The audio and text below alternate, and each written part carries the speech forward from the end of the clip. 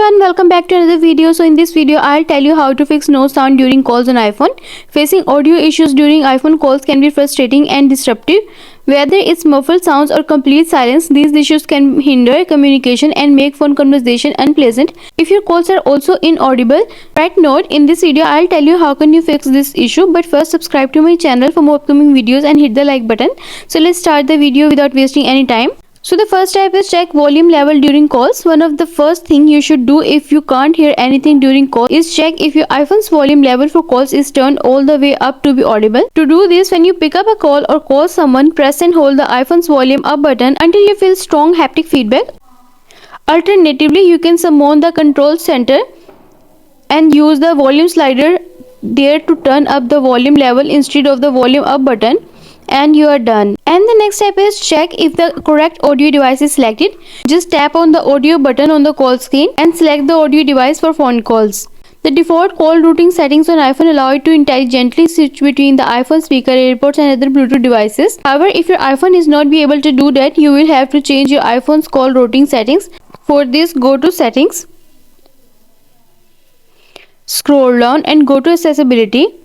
Next, tap on Touch option, scroll down and then tap on Call Audio Routing, and then you should select Automatic option and you are done. And the next step is check your iPhone cellular reception.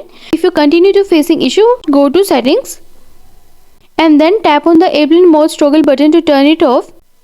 Then wait for the 5 seconds and then toggle off the airplane icon again, and you are done. And the next step is force restart your iPhone. If this, press and quickly release the volume up button and do the same with the down button and press the power button and then slide to power off, and after some time press the power button until you see the Apple logo on your home screen, and you are done. And the next step is turn off phone noise cancellation on iPhone.